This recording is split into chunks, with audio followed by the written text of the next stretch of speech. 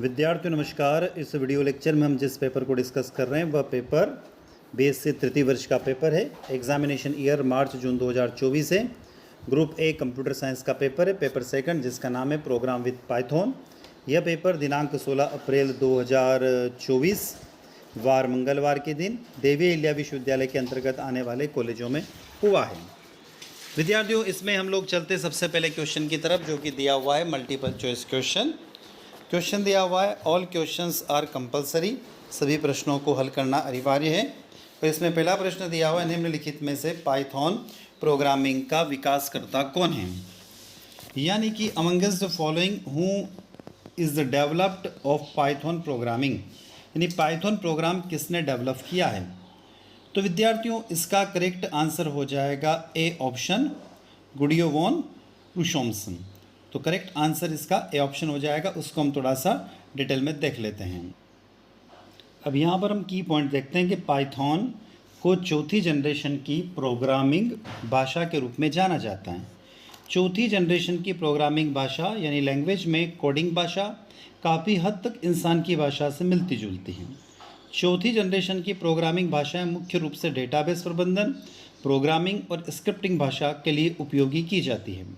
Python programming भाषा यानी language का उपयोग वेब विकास, सिस्टम स्क्रिप्टिंग और सॉफ्टवेयर विकास आदि के लिए किया जाता है। इस प्रकार से ये चौथी भाषा हो गई। अब एडिशनल इन्फॉर्मेशन यहाँ पर दिया हुआ है कि पाइथन प्रोग्रामिंग भाषा गाइडो वेन रोसूम द्वारा विकसित किया गया था। इसे साल 1991 में लॉन्च किया गया था। पाइथन कोडिंग के लिए इंग्लिश भाषा का उपयोग किया जाता है। पाइथन का उपयोग फंक्शन, ऑब्जेक्ट ओरिएंटेड और प्रक्रियात्मक तरीकों से किया जा सकता है। तो पहले प्रश्न का करेक्ट आंसर यहाँ पर ए ऑप्शन हो जाता है। अब चलते हैं प्रश्न क्रमांक 2 की तरफ। पाइथन से स्टेटमेंट के एक ब्लॉक को परिभाषित करता है। तो करेक्ट आंसर हो जाएगा ब्लॉक। पाइथन में ब्लॉक स्टेटमेंट्स से एक ब्लॉक को परिभाषित करता है। तो दूसरे प्रश्न का correct answer block, A option correct हो जाएगा। प्रश्न क्रमांक 3, क्लास बनाने के लिए कीवर्ड का उपयोग किया जाता है। तो करेक्ट आंसर सी हो जाएगा। क्लास कीवर्ड का उपयोग किया जाता है। कौन सा? Class. To create a class use the keyword class. Correct answer C. प्रश्न क्रमांक 4, पाइथन डिक्शनरी का उपयोग डेटा को, चौथे प्रश्न का करेक्ट आंसर हो जाएगा डी ऑप्शन, की value pair, group value pair और सिलेक्ट वैल्यू पेयर उपरोक्त सभी के लिए किया जा सकता है। प्रश्न क्रमांक 5, किसी मौजूदा फाइल को खोलने के लिए निम्नलिखित में से किसकी आवश्यकता होती है। तो फाइल नेम और मोड दोनों की आवश्यकता होती है। तो पांचवा करेक्ट आंसर सी ऑप्शन हो जाएगा, बोथ ए एंड बी। प्रश्न क्रमांक 6, पाइथन के साथ वितरित एसक्यूएल डेटाबेस का नाम क्या है। तो उसको हम बोलते हैं एसक्यूलाइट, या एसक्यूलाइट प्रिंट हो गया, उसको बोलते हैं SQLite. Correct answer D option हो जाएगा, एसक्यूलाइट। इसको हम डिटेल में देख लेते हैं। एसक्यूलाइट डेटाबेस के लिए, तो एसक्यूलाइट एक लाइब्रेरी है जो एक हल्का डिस्क आधारित डेटाबेस प्रदान करता है, जिसके लिए एक अलग सर्वर प्रक्रिया की आवश्यकता नहीं होती है, और इसे एसक्यूएल क्वेरी भाषा के गैर मानक संस्करण का उपयोग करके डेटाबेस तक पहुंचने की अनुमति देता है। कुछ एप्लीकेशन आंतरिक डेटा भंडारण के लिए एसक्यूएलाइट का उपयोग कर सकते हैं। एसक्यूलाइट का उपयोग करके किसी एप्लीकेशन का प्रोटोटाइप करने और फिर कोड को प्रोस्टेज एसक्यूएल या ओरल जैसे बड़े डेटाबेस में पोर्ट करने में भी संभव होता है। तो प्रश्न क्रमांक 6 का करेक्ट आंसर हो गया एसक्यूएलाइट। आगे चलते हैं। नेक्स्ट क्वेश्चन दिया, पाइथन में अंतर्निहित डेटा प्रकारों की व्याख्या कीजिए। उसके अथवा में प्रश्न आया था, एक पाइथन प्रोग्रामिंग लिखिए जो कि प्राकृतिक संख्या n की फैक्टोरियल को ढूंढता है। प्रश्न क्रमांक 2, पाइथन में ड्यूपल सेट के बीच में अंतर लिखिए। Difference between the tuple and set in Python. Python में लिस्ट क्या है, लिस्ट की किन्हीं 3 विधियों का उपयोग प्रदर्शित कीजिए। प्रश्न क्रमांक 3, फंक्शन को परिभाषित कीजिए, उसका सिंटैक्स लिखिए। फॉर्मल एवं एक्चुअल तर्क क्या है। तो what are the formal and actual arguments. उसके और में क्वेश्चन आया था, what is lambda function in Python, explain with any one example. और प्रश्न क्रमांक 4 था, उदाहरण के साथ निम्न को परिभाषित कीजिए। Define the term with example, class, objects और इंस्टेंस वेरिएबल।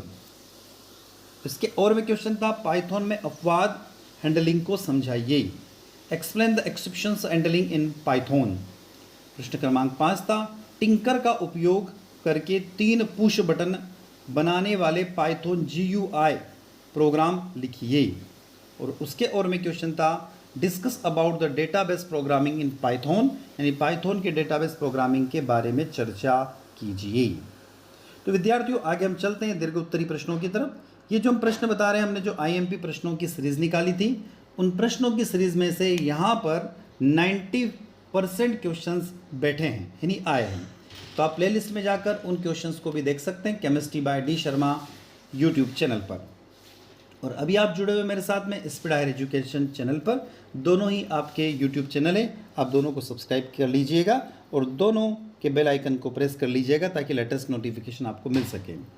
प्रश्न क्रमांक 1 पाइथन में कंट्रोल फ्लो संरचनाओं के बारे में विस्तार से समझाइए। Explain the detail about the control flow structure in Python. यहाँ पर किन्हीं 2 प्रश्नों का उत्तर देना था। दूसरा प्रश्न है पाइथन में सूचियों को परिभाषित कीजिए। Define Python list.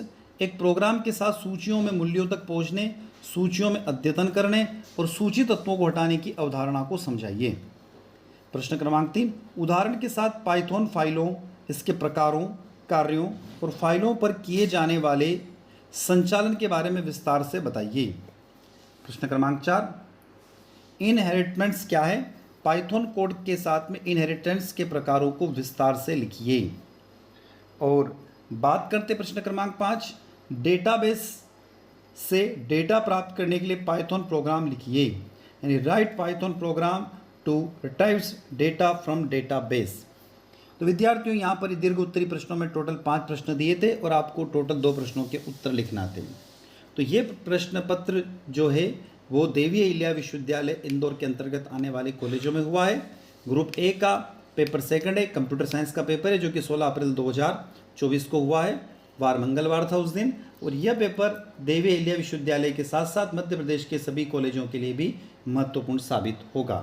तो विद्यार्थियों इसी के साथ हम आपसे विदा लेते हैं। जय हिंद, जय भारत। चैनल को सब्सक्राइब करना ना भूलें। वीडियो अच्छा लगे तो लाइक करिएगा, कमेंट बॉक्स में हमें कमेंट करके जरूर बताइएगा।